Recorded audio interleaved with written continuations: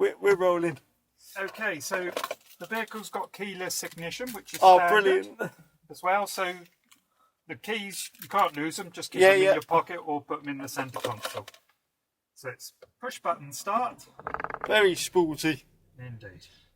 Now this is a turbo diesel engine, 122 brake horsepower, and a simple automatic transmission. It's almost seamless as transmission. It's the power shift transmission, or basically a DSG gearbox, isn't it?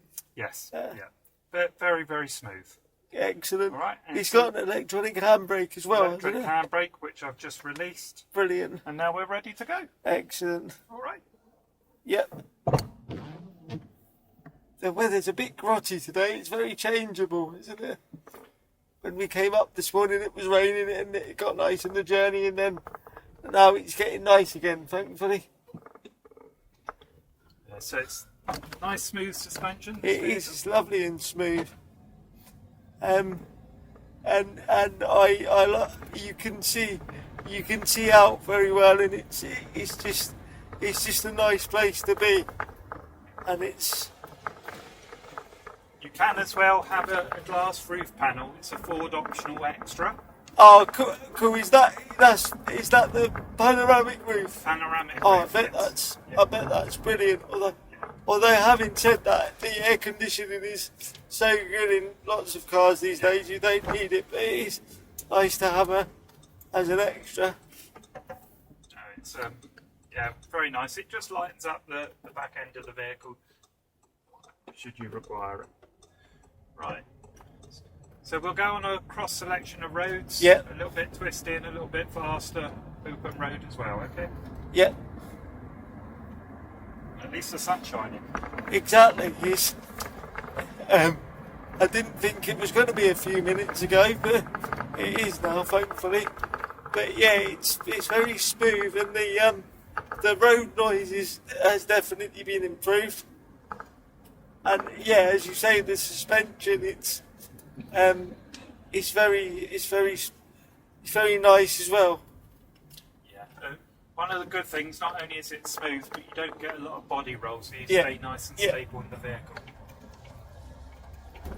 And you've got things like on the Tourneo, you've got the 10-inch screen as standard with sat nav. Yeah, that's all standard. Android Auto and Apple CarPlay. Yeah, so just plug in either an Android phone or an iPhone, and it automatically does that as well. Fantastic. But you've got the benefit of Bluetooth connectivity and satellite navigation is standard. I mean, this model is. I was saying earlier that this model is built on the same platform as the Caddy, isn't it? In pilots, there are a lot of similarities, but the spec level differs a tiny bit. But yeah, the engines and the transmissions are all the same. And, correct. Yeah, it's a really nice vehicle. I think it's going to be one of the most popular WAVs that there is, quite honestly, because it's a nice specification and it's good value for money. I agree with you there, Nigel, and because I personally think it's it's for what it is. It's a good looking car as well, and it's nice and compact. So young and older people will enjoy driving it, and it's a short wheelbase, so it's very manoeuvrable and stuff. I hope so. Yeah, it's good. And is it? What's the fuel economy like? It will do, depending on how you drive it, quite honestly, Dan. But they're returning over 50 to the gallon in sort of round average sort of trips. Oh, brilliant! And you have got you have got petrol models that will become available hopefully later in the year. Looking about 6 months away from petrol engines.